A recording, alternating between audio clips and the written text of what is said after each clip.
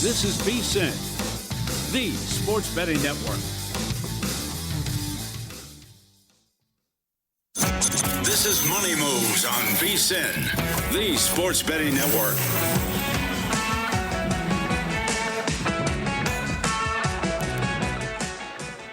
All right, everybody, we're locked and loaded here for hour 2 of Money Moves on VSiN, the Sports Betting Network, Sirius XM Channel 158, iHeartRadio, YouTube TV, the VSiN Watch app. We have 4 segments left, Stormy. Thanks for that. All right. Yeah. Okay? Don't forget it. Got it. So for anyone who missed it, yesterday on the program, the clock's winding down for our last segment of the day. We're leaving afterward. We're done. I had no idea. I lost complete track of our clock yesterday. I thought we had an entire segment still to come where we were going to give out our best bets. We were going to end the day, have a little bit of fun. So I'm just going on and on about. Like, damn, she likes this BYU Texas Tech game. BYU Texas Tech. It's like, you know what? I'm not even going to get to the Texas A&M game because we can revisit that coming up in the next segment. We're not going to get to that. Yeah. Bad. We're not going to get to what we're supposed to get to at the end. That said, I promise you, we will have more in-depth best bets at the end of this hour. We will do it. People are demanding it. By the way, shout out to Josh who checks in with a picture of his SiriusXM interface. Yes. SiriusXM Channel 158. It says, best show on VSiN with Stormy and Jay Vaughn. As it says, I'm just Jay Von Tobel on the interface. I do find that funny that your name is too long. But isn't Jay Von Tobel shorter than Stormy Buonantony? Well, that, and I feel like John or Jonathan is a more simple name than Von Tobel. Correct. But that's just me, yes. too. Hey, do you SiriusXM, right. whatever you want to put in there. And I still get called Van Tobel. It's fine. I did a hit on another radio station recently where I got introduced as Stormy. It was like Buonantony, I think. Bad. Like, your name is somewhat difficult. I'll just never understand with mine why people see O and go Van. I'm okay with the mistakes. Maybe you give Van Wilder vibes. I guess. know. Like, trust me, I'm not one to say, get my name right. I'm just always more perplexed by that. Yeah. They always go Van, even though it's an O, and I've never understood why that's always the go-to. It's never even Von That's Tobel. fair. And I feel like that's probably just an honest mistake, though, Sure. that they're just reading it and just assuming that it's Van. With my name, I just we talk in a commercial break. You can just ask me. I'm not embarrassed. I'm not ashamed to tell you. I always like to ask. Fine. But I will say, last point on this is, for the longest time, our colleague Matt Brown thought that my middle name was Vaughn. And so my response to him was, what kind of a psychopath goes around and introduces themselves with their first, middle, and last name? Nobody does that. Why would you think Vaughn is my middle name? And if it was, wouldn't it be V? Like John V. Tobel or something? Although that's kind of just a fun way to yes, just Matt Brown thought my middle name was Vaughn. That's fascinating. What is your middle name? George. Jonathan George Von Tobes. Yep. I like it. It's got a nice ring to it. We will also, we're talking NBA last segment. We'll get into some NBA awards market in just a little bit. It's Wednesday, so we've got West Coast bias. Right. Speaking of college football, we'll hit some of the West Coast games that are pretty intriguing, I think, coming up this weekend, and best bets at the end of the hour. But we're going to kick things off with some NFL talk. The New York Jets, we talked about this yesterday. We're involved in 2 of the biggest trades of the deadline. They trade Sauce Gardner to the Colts, Quinnen Williams to the Cowboys. In return, the Jets are stockpiling picks. They get a 2026 first and second and 2 2027 firsts. They also received in the deals wide receiver A.D. Mitchell and defensive tackle Maisie Smith.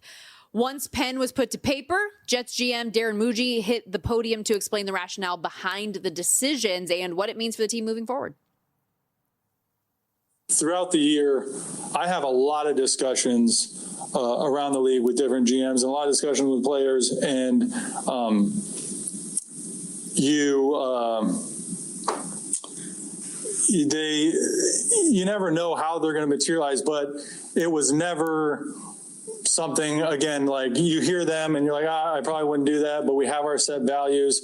We keep all those conversations private. And when it came down to the last few days, Indianapolis kept getting richer and richer with their value. And eventually, like I said, was too good to pass up. Thoughts? My first thought is hopefully he was more eloquent in the trade conversations with fellow GMs. The second is, if that's true, I mean, it sounds like the Colts, she's like, what else you need? We'll throw it in there. I think it makes sense. When you're at where you're at with this team, it's time. I keep saying this about the Raiders out here. The Raiders refuse to do it. We had another report right before, like 2 weeks before the trade deadline. Max Crosby's not going anywhere. Why? Yeah. Why? You're a team that is going to finish maybe in the top 5 in terms of the draft order. Every single year, you are nowhere near what the stated goal is, which is to just win a championship. Why not just rip the Band-Aid off and sell and get some assets and try to start this rebuild in a full fashion? The Miami Dolphins have kind of seen the writing on the wall. They did that a little bit before the deadline. Jets really saw it. And now think about where the Jets are at. You could set this thing up so nicely if you hit on these first-round picks that you just got yesterday. And as we have discussed, we have seen the Houston Texans, after an awful season, make the leap to the postseason the next year because they got it right. It can happen. The Commanders. The Commanders. There's so many different things, and you at least have a base to build on. Now, once you get there, you can take one of two paths. Texans are still kind of building a little bit on the young side, even though they messed up on the offensive line. Commanders, you could argue, did the wrong thing. They got a really old roster really quickly in hopes that they could capitalize on that, and it seems to be blowing up in their face. But either way, this is the way to do it. It sucks for the fan perspective. From a betting perspective, like I said, maybe take a little bit of them to have the fewest wins in the NFL because that's maybe something that's going to come to fruition. But this is the way you're supposed to do it, man. Yeah, speaking of the fans, I don't know how many videos I saw of poor little children that are Jets fans. You saw one, absolutely relax. Devastated. And they told the kid to cry. That's ridiculous. I don't know. There's no shot a child that young understands the value and has such an attachment to Sauce Gardner that he would then weep. I disagree. To that level. Kids have their things. They get attached. And I mean, I feel even more for fans the fact that they're about to go into a 15th straight year without a playoff appearance. The drought has been that long. You mentioned the fewest wins. The Titans are your favorite in that market, even money, followed by the Saints plus 275. The Jets right there plus 450, and the aforementioned Raiders as well plus 950. I was also looking at a division special price. If you feel confident that this thing is officially off the tracks, minus 360 might not be heavy enough for them to finish last in the division. Plus 275 if you think they can jump up to third and leapfrog the Miami Dolphins, who have at least shown some life in the division. Have they? I would argue, yes, they have. The biggest move, though, has been this week specifically, taking on the Browns. Jets go from a 1.5 point favorite to now a 2.5 point dog. Slight adjustment as well in the total. Still a very low total against the Cleveland Browns, but with the defensive pieces gone up from 36.5 to 38. So that was one we hit on yesterday, too, which was, shouldn't this total move? If you're getting rid of two starters on what, according to Dana Rossini sources, is a top 5 defense in the National Football League. See this report? What? Yeah, she talked to somebody. The source was quoted as saying, they just shipped off 2 pieces of a top 5 defense, to which every response was, you might want to change your source because there is no number that points to the Jets. Also, did you see the thing she did with Barstool? Like she did an interview, or maybe it wasn't Barstool. Maybe it was like the McAfee guys or something. No, I think it was Barstool. I don't know. Whatever it is. She does a sit down with somebody, and a Jets fan is a part of the podcast interview that she's doing. And he's talking about how, like, why do you hate the Jets so much? And you're reporting, I just can't take it. And like, da-da-da. And she was like, well, I don't know why you're mad. All I've ever done are report facts. I've literally never said anything that was inaccurate about the Jets. And I was like, I wonder if that's something that you want to say. Like that nothing has ever been inaccurate that you've ever reported. Unbiased. I don't know. Either way, I think that source is because mistaken. even if you did get it from a source and you relayed it from a source, they could still be lying or inaccurate. So I just feel like that's a weird way to choose your words. That's Journalism 102. Hey. Not Journalism 101, which we discussed the other day. I actually, I don't know. I think the Browns, I know our ever positive cherub, when Adam Burke came in yesterday and was all about the Cleveland Browns. But, I feel like you could make a case for Cleveland here because you do wonder from a mental standpoint, and I do think Anna brought this up. If you're the Jets, like, how you feeling? If you're in that locker room knowing that the front office was like, season's done, guys. And you know that. But now, like, you of the better pieces on this defense are now gone. You kind of understand we're just, week 10? We're like 7 or 8 weeks away from Cancun. You do wonder what the effort is like coming off of a trade deadline like that where your front office sells off. Yeah, fair. I do want to say there are some markets. I'm not personally involved in any of them, but if you did want to have a little fun, there's some post-trade deadline specials. Sauce Gardner to have 2 or more interceptions the rest of the way this season, plus 350. 3+, you're getting 15 to 1. If you think he can perform, Quinnen Williams, 5+ sacks, minus 125, 8+, plus 650. Well, let's go down the Sauce road here for these last couple minutes because he is on site in Indy, still dealing with the concussion though suffered last week in New York. Here's his head coach, Shane Steichen. he be able to play this week? Yeah, we'll look through it. He's in the protocol right now, so hopefully he'll clear that here soon is the hope. And then obviously we'll see how he picks up the playbook, and we'll go from there. So today, he can be out there? He will be practicing today, yeah. He'll be out there. So if he clears, he'll play? That's the plan. That's the plan. Colts laying 6.5 against the Atlanta Falcons, total 48.5, and we'll get our first glimpse of him potentially in blue and white. Yep, in Germany. No, the reason why I say that too is the other cornerback spot is a little bit of a weakness, so I would just assume that he's just not targeted that much, so he's probably not going to get the interception should he even play the amount of games that they need him to. We don't have enough time for this, but that man that just spoke, former UNLV quarterback and head coach of the Indianapolis Colts, Shane Steichen, is the favorite to win Coach of the Year. I think that we're at a point right now that if you were to want to find somewhere else to look, I think this is the week to do it. And I don't think there's really any question about it, but I will tell you why. Okay. Oh, look at that. What a tease, ladies and gentlemen. So let's revisit that on the other side. This is, though, such a good time of year to be a sports bettor. And with that, at VSiN right now, we've got a little special going on. No more MLB, but the Sports Equinox special rolls on for you here for one more week where you get access to everything we do here at VSiN in honor of the Sports Equinox this past week. For just $120, it's less than $20 a month if you come join us on a daily basis. That means you get access to all of the best bets from our show hosts and guests, the betting splits from DraftKings, Circa, Brocco, AI-driven prop projections, 24/7 live and on-demand video. Everything you could need. It's your one-stop shop over at vsin.com/subscribe. We've got to step aside.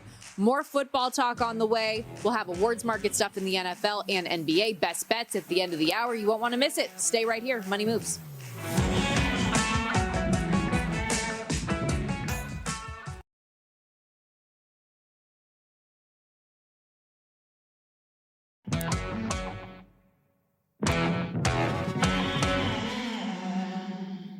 You're watching Money Moves here on VSiN, the Sports Betting Network. Is Coach of the Year decided or not? We'll get to that in a moment, but worth noting, especially coming off of the Breeders' Cup weekend, how much fun horse racing is. The official horse racing partner of VSiN, First Bet, is built for bettors who demand more, and First Bet isn't just about placing a bet, it's about helping bettors of all levels with proprietary AI handicapping tools that provide data-driven insights, help you make more informed bets. First Bet's in-app tools give you win, place, show probabilities for each runner. You can quickly and easily identify good value plays, improve your ROI. And right now, you can take advantage of their limited time $250 sign-up offer. To claim your bonus, use the promo code VSIN250 when you sign up in the First Bet app or at firstbet.com. That's promo code VSIN250. We're rolling along here. No ponies to bet today, but potentially some, leaders out the gate in the Coach of the Year market for the NFL. And we were talking last segment about how Shane Steichen is the favorite right now to win Coach of the Year in the National Football League, plus 140. Mike Vrabel right behind him at plus 180 before the odds get a little bit longer. Seattle Seahawks head coach Mike McDonald, 5-1. Kyle Shanahan, 17-1. That number is still a little intriguing to me, considering what San Francisco has had to overcome. Sean Payton, 18-1, Sean McVay, 25-1, and so on and so forth. How do you see this market right now? So we talked a little bit about this on Pod to the Futures, which is out now. You can check it out wherever you get your podcasts. Download, subscribe, 5 stars. That's right. And for Money Moves as well, if you feel like that show. If there was a time to essentially, bet against Shane Steichen to win Coach of the Year, and if you can find some spots where you can bet the no, that might be the option for you too. I think there's no question that it's now, because the schedule is now about to ramp up for Indianapolis. You're going to Germany to take on Atlanta. You get a bye week. It's at Kansas City, home versus Houston, at Jacksonville, at Seattle. 3 of the next 4 when you come out of the bye on the road, all against either divisional foes or contenders in their respective conference. Mm-hmm. You end with San Francisco and then divisional games, Jacksonville and Houston. As we talked about, was that with you yesterday or was that with Mitch that I pointed this out to yesterday on Pod to the Futures. That was bad. I was going to say, that was a bad one. Pod to the Futures. Which is, if you didn't know, Jacksonville has been a home of horrors for Indianapolis. I think they've lost like 13 straight in Jacksonville. You have to double check me exactly on the number. But it's been an abject disaster every time they've gone out to Jacksonville. So if there was a time to kind of short Shane Steichen on when you would go against this team, now might be the time. Because I don't think they're going to slip in the standings to the point where they are in danger of missing the playoffs or anything like that, which put a pin in that. We might need to follow up on that in a moment. But I do think they're going to start to take more losses now. Okay. And or they finish 10-7, 11 and what is that? 11-6. If that precipitous drop falls and they end up going, whatever it is down the stretch, closer to 500, his odds will definitely start to extend out to win Coach of the Year. And now would be the time to find some other guys to maybe bet and get some of those shorter numbers. That's my whole point. It's not necessarily that I think it will happen or that he won't win it, but I do think that if you're going to go hunting, now might be the time to do it, as the Colts potentially enter a portion of their schedule where they're going to start to take some hits. And Justin follows up with it. 10 in a row. They have lost 10 straight in Jacksonville and 12 of the last 15 games. Okay. So if I'm going hunting and I've got my spear out to go spear fishing. I was thinking more Elmer Fudd, but yeah, go ahead. Yeah. Well, it's too violent. Too violent. If we're going... You're right. Continuously stabbing the creature is a little less violent. Yeah. Spear fishing in the Coach of the Year market, where are you firing? Well, obviously it's up to whoever else wants to look at this. The candidates, so if you wanted to go somewhat short, Mike McDonald at 5-1 seems very tempting. Given how good the Seahawks team has been, obviously, they continue to get this. Sam Darnold has turned his career around. They've been absolutely great. One of the best defenses in the National Football League, in contention for their division. The Seahawks are. And if they come out on top in a really good NFC West, you're looking at a Seattle team that can take advantage of it. And their schedule, not as difficult, only because, we're 6.5-point favorite here this weekend against Seattle. You have Tennessee on the schedule. You've got Carolina on the schedule. No offense. Those are, plus some winnable games as well, where maybe that's a guy at 5-1 that could come up, win more games than Indianapolis down the stretch and take this away from Steichen. And if they were to ultimately do that, I think it would be a big feather in the cap to say that you leapfrog a team like the Rams that's humming the way they are in that division. And to win the NFC West, they're plus 150, but Mike McDonald, Coach of the Year, sitting 5-1. You already mentioned earlier in the show that you think Sam Darnold still has potential in the MVP market at 20-1. He's going up there. I got him at 80-1, and maybe I'm just speaking it into existence at this point. But he's got the numbers. He's been playing extremely well for that to actually happen. So I think there's a shot. I think it's also worth pointing out too. I know we like the 17 and 20 and 30 and 100-1s, whatever it is. There's one guy at the top of this list that has the easiest strength of schedule left in the NFL. It's Kyle Shanahan. No, it's Mike Vrabel. Oh, Mike Vrabel. Oh, yes. Yeah. Yes, well, he's plus 180. Yeah, but that's what I'm saying is, but what if that is value? And that is obvious, especially you're coming off of a year where the Patriots just fired their coach. The expectations are still, this is rebuild mode. They're way ahead of schedule. Sure. All of that stuff. And the schedule, as you mentioned. You have a coach. The coach that is the favorite has the 6th hardest schedule left in the National Football League. The coach that is the second choice has the easiest schedule in the National Football League and has it by a mile. What I was going to say, though, is that Shanahan at 17-1, considering the ease of schedule that the 49ers have as well, and potential. And I know, listen, this team is beat to hell, but they have been the whole season, and they're 6-3. And they have teams like the Browns, the Titans, the Panthers, depending on which day you get them, right? And they're worse on the road. They're going to be in San Francisco for that game. You should note if they have Rico Dowdle, who did not practice today because of a quad injury. Yes. Very good note that I forgot to mention earlier. And, if they continue to win games, despite losing 80% of their star power, I think that's a huge feather in the cap for a coach like Kyle Shanahan. I want to go Coach of the Year a little bit more, but in the NBA, there was a name that you thought should maybe get a little bit more attention as we kind of shift sports here. JJ Redick, right? What they've done so far has been pretty surprising. We're very early in, so it's not like anything crazy. But JJ Redick has, I think, proven to be at this point a pretty good coach. To be able to put together with some bubble gum and some duct tape this stretch that they went on without Luka Doncic and getting as much as he has out of Austin Reeves. They're a team that's going to game plan, as we talked about, and get ready, and I think probably play above their skis. I think Redick, if this team's going to finish, top 6, and I think they finish closer to 6 than they do to 1, but either way, Redick at 20-1, who's just doing a good, pure coaching job at this point right now. And by the way, he's the head coach of the Lakers. I think they'd like to give the Lakers something here. I think JJ Redick at 20-1 might be worth adding there if you're talking about odds to win Coach of the Year. And again, shop around. We use these base odds because these ones are courtesy of DraftKings. Look around for some of the better numbers. But adding Redick to your portfolio if you don't have anything in coach of the year. Because the other part is, like Mitch Johnson, head coach of the San Antonio Spurs, Billy Donovan, head coach of the Chicago Bulls, Nick Nurse, head coach of the 76ers. There's a pretty good shot those three teams start to slip a little bit down the standings and don't maintain what they've been doing. And if that's the case, Redick might be a guy worth looking at 20-1. You teased off the top of the show. There was another awards market that you like somebody 30 or 40 to 1 range. I'm going to hate it. You're going to hate it. Why? Because it's, okay, pop quiz. How well do you know your partner here on the show? What's the award market I hate the most in the NBA? Is it Rookie of the Year or Most Improved? There we go. Most Improved Player of the Year. So let's go to Most Improved Player of the Year. Last year, Player X averaged 16.8 points per game. This year, he's averaging 23.1. So he's added nearly 6 points per game to his resume, Stormy. He is taking about a shot more per game. He's starting every single game so far. Assists per game have gone from 5.6 last year to 8.1 per game. That's a pretty good leap for this guy. Rebounds are about the same. He's a guard. I don't think that really matters too much. Averaging a full steal per game so far. 3-point shooting has fallen off, but the volume is up, so maybe we'll see if this improves. And he's playing about 3 more minutes per game.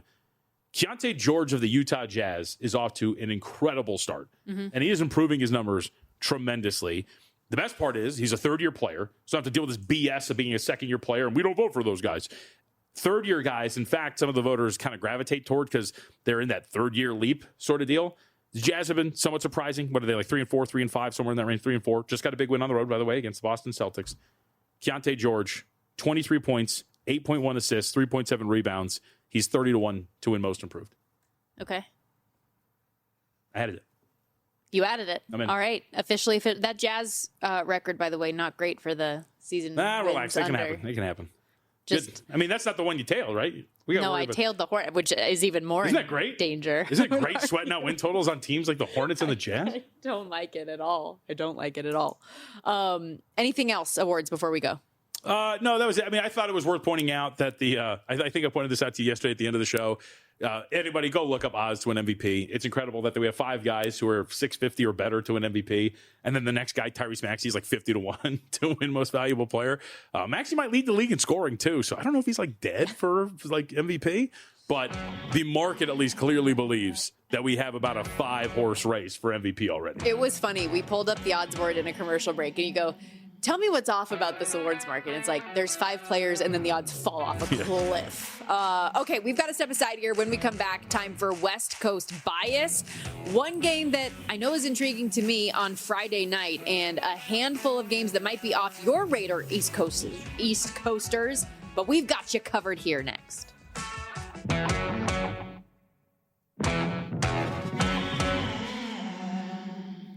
You're watching Money Moves here on VSiN, the Sports Betting Network.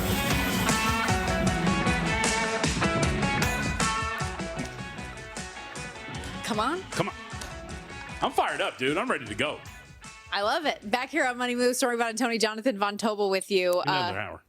Did want to clean up one other comment on the NBA Most Improved odds board real quickly. After the Keontae George conversation, there was another name that you wanted to bring attention to. Conversation usually is back and forth. I was just talking at you for like 3 minutes, and then you followed it up with a, okay. Sounds good. Yep. So Modest Buzelis is...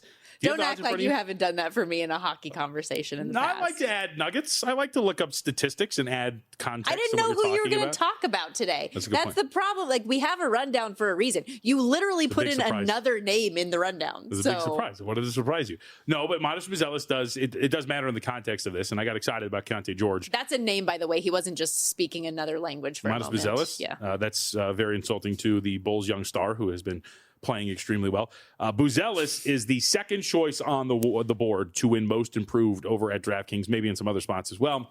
About 9-1 or so. I will shout this from the heavens 1,000 times over. Second-year players in this day and age of mainstream media, they won't vote for second-year guys.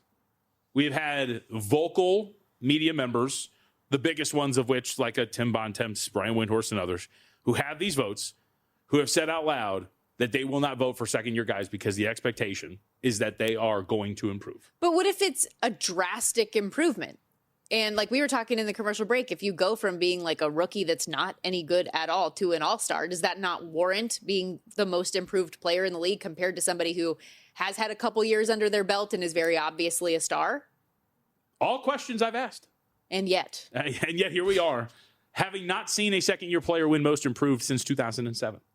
Weird. So with that in mind, and with this media deciding with their agendas to not give second-year players most improved, I would argue that this market's a little mispriced if you have Modest Buzelis as your second choice to win the award. He also is up there with another Bull, by the way, Josh Giddey, who, as we talked about earlier, had a triple-double, was incredible last night at plus 320. So one would assume that they're going to cannibalize some votes between each other, but I just don't think Buzelis is going to get any votes. So that also kind of leads you to some of these other guys a little bit further down. And I do think Keontae George. Okay. Wow. What? 15-1 for Keontae George. Okay. There you go. Also, thank you, Brad Magnus, for chiming in on social media. Remember, you can always tweet at us at Storm Buonantony, at MeJVT, at VSiN Live as well. Said, in regards to our Coach of the Year conversation in the NFL, BetMGM's got Mike McDonald 9-1 and gets the head-to-head with the Colts as well, if you're doing that Steichen approach with him being the favorite right now. So there's that. I think so. And again, for me personally, like I think the Colts are still good. I don't think the Pittsburgh game was a referendum on how the season's going to go. I just think that if you're looking to take your shots against Steichen, it makes all the sense in the world for now to be the time. Doesn't it? Yeah, I would agree with that. Or maybe post-bye. Like maybe they can get this win. They are 6-point favorites against Atlanta out there in Germany. But either way, it's coming up here at this point. Also, Brian M. saying, Stormy, watch out. JVT is going to use his middle name. That's assassin behavior. No, I'm not going to use my middle name. It's just that Matt Brown, our colleague, thought that my middle name was Vaughn. Jonathan George Von G. Von Tobel. Yeah. Doesn't really have the same ring to it when you do the abbreviation. You got to say it all at once. But I just, again, go back to who have you ever met that introduced themselves with their first, middle, and last name? Right? Stormy Nicole Buonantony. Wow. I don't like your memory. I don't like your memory one bit. It's my older sister's name. That's why I remember. We did get some confirmation to some news we thought could happen a moment ago as well in the NFL. We talked earlier about how Jacoby Brissett is going to start for the Seattle Seahawks this week. Apparently he will moving forward because Kyler Murray is going to be put on the injured reserve list with this foot injury. So he's going to miss a minimum of at least the next 4 games. And we saw the report from Schefter saying 4 to 8 was kind of the range that was expected, unfortunately. And Ian Rappaport tweeting a moment ago that Davis Mills will start this week for the Houston Texans as well. D'Amico Ryans announced CJ Stroud will be out after suffering the concussion on Sunday. So I think we expected that, right? Yes. With CJ Stroud? Correct. And we mentioned it yesterday, and I think that was kind of the expectation. It's so hard for these guys to work their way out of the protocol in a week. Yeah. Now, it is worth pointing out, some spots did open. Houston -1. Now it's Jacksonville. This flip happened a day ago. But Jacksonville's -1. What do you settle in at, like Jacksonville -1.5 on the road? I think that sounds about right. Because the expectation would be that they weren't even going to play him anyway. I mean, look. Is it fair to ask the question of, given the way C.J. Stroud has played this year and his offensive line, is it that big of a difference between him and Davis Mills? I think so. Okay. I do. I think C.J. Stroud's a more athletic, better quarterback. But to your point, the offensive line has been such a problem, and the skill position weapons injured or out or whatever it is, it's going to be an uphill battle. But I would prefer. I don't think there's many people out there that would disagree that you would rather have C.J. Stroud healthy and available. Would you still be willing? Although Davis Mills, he played well coming in. Wow, a lot of injury news, by the way. Austin Reeves, despite participating in shoot-around, will miss his second straight game tonight with a groin injury. Would you still be willing to throw the Texans in a teaser with Davis Mills as a starting quarterback? Total is 37.5. I love teasers. That's a hard question. Because, again, assuming it gets like 1.5, you can get up to 7.5 with a total of 37.5. I feel like it's an obvious answer that you would think yes, especially getting more than a touchdown at home with that defense. Texans defense, yeah. It could end up on the card for me, but not anything I want to cement myself to right now.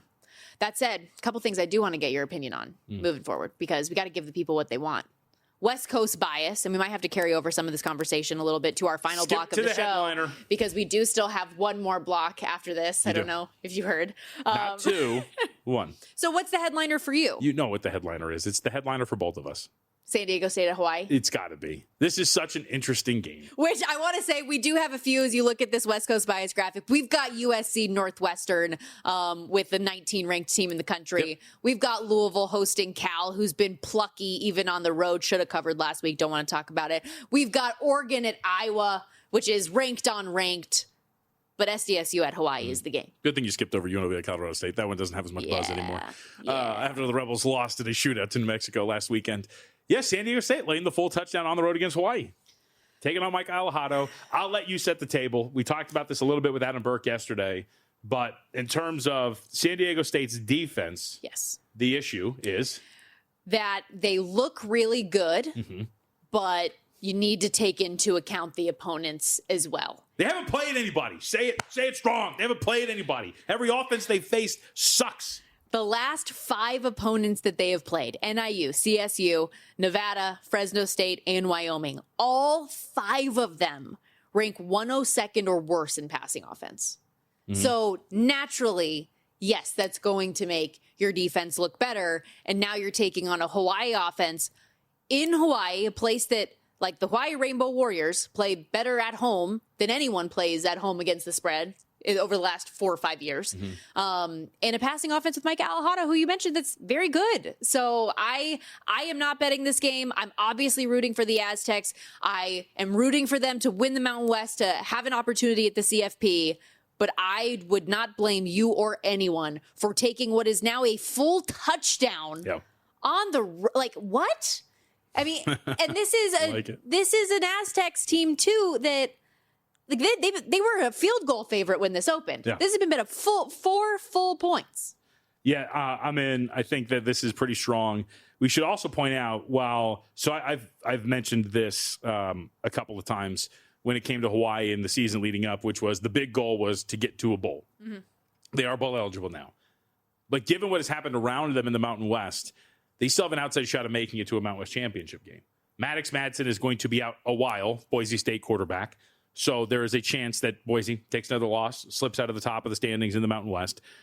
You win this game, you already have 2 losses in the Mountain West if you're Hawaii, but you're then 4-2 with a very soft top of the conference. Who knows what Fresno State is, because you barely beat Nevada, you get blown up by Colorado State, then you smack Boise. So who knows what happens there. But Hawaii, the whole point you're being, has a ton of motivation to continue to keep this going outside of just getting to that goal of being in a bowl. So it might be worth it. I will say, though, San Diego State has a lot of motivation, too. Of course. And I do feel like they're going to want to, as much as possible, try to put the pedal down and win games at margin if they can. I just don't know if they can in this spot. For as leaky as Hawaii's defense has been at times, I just don't know if San Diego State offensively is built to run up the scoreboard on them, right? Like, Jaden Denegal's not a great quarterback. He's thrown for just over 1,400 yards this season, 8 touchdowns, 5 picks. Last 2 weeks, 55% completions. This isn't a high-octane offense that I think is a team that is going to regularly win at margin against teams that are close to as good as them or as good as them. So that would be, that's, I have lots of concerns for the Aztecs this week, but I hate to tell you, I'm rooting against your bet. I think your bet will probably get there, but I will be rooting hard against you. Have fun on the last segment by yourself. We do have, I don't know if we have time for a couple more West Coast bias games to hit. Segment. I know, but we have best bets as well, and I've got some hockey plays I need to get into, although after losing yesterday, I don't know if you want them. Which, by the way, did you see the ending of that Wild Preds game? That was crazy. I know you didn't see it, and so you're just reacting to be nice. I'll tell you what happened next, because this is something that definitely when Mitch and Paulie get in here for Win Some, Lose Some, we'll be on the lose some. We'll be right back.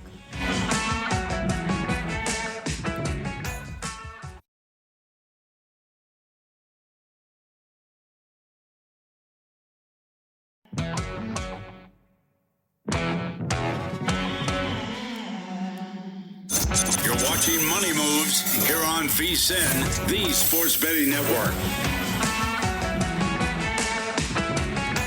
All right, we're closing things out here here on Money Moves. Stormy Buonantony, Jonathan Von Tobel with you. This is the true ending of the show. I am aware of it. I know what time is on the clock, how much time we have left, what we can get into. So let's do it.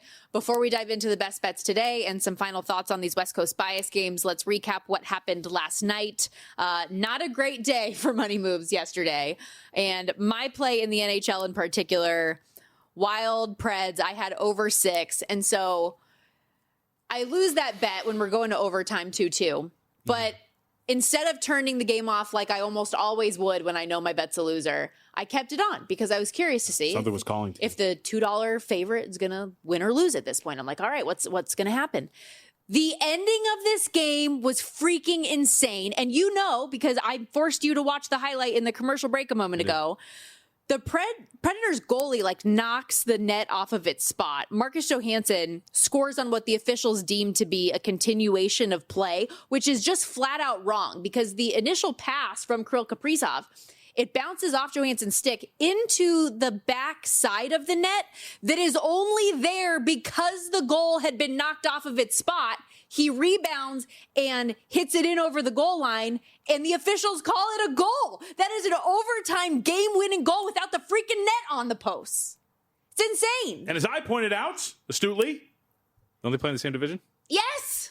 See, that They're both matters. in the Central. That's important. That matters. See?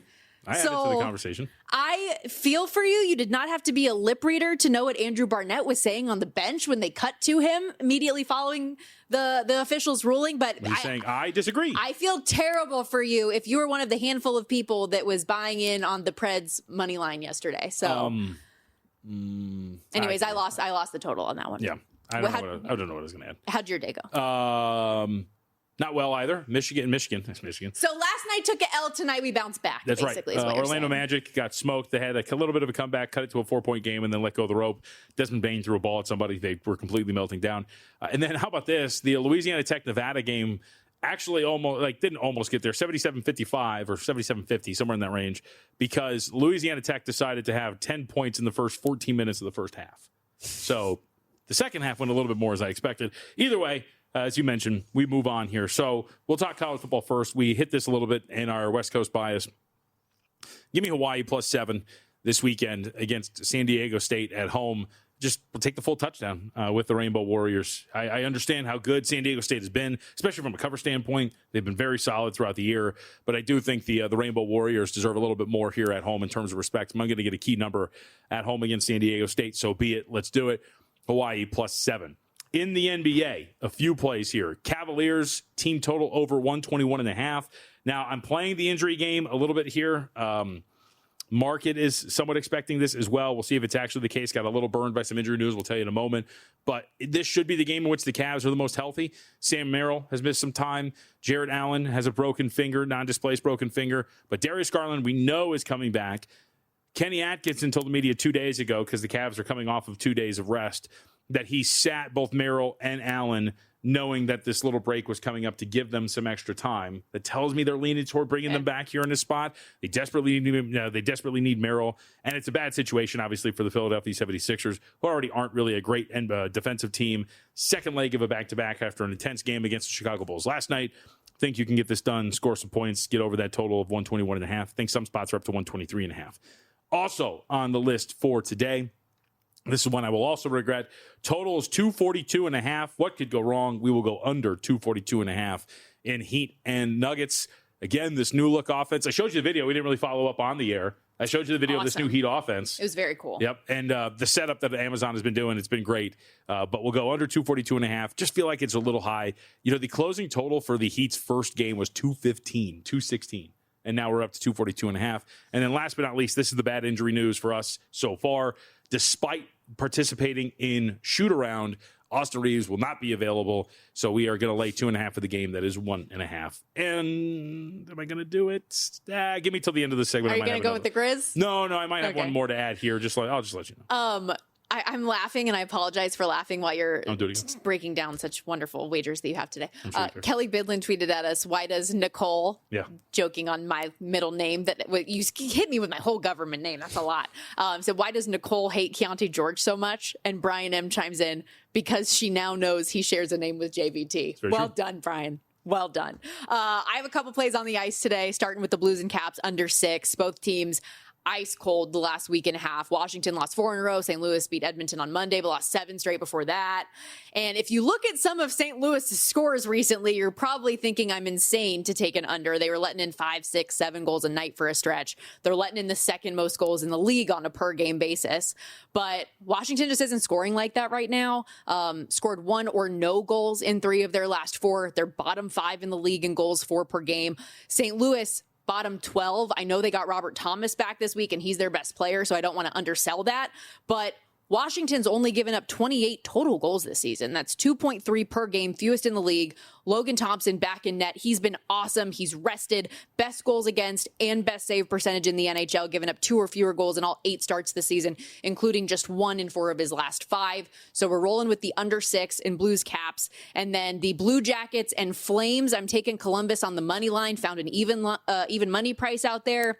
And this might be sacrilegious on Nazem Kadri Day, playing his 100th career game. But I think the celebration is tempered by an L. They're just not a very good team. Dead last in scoring, dead last in goal differential at -17.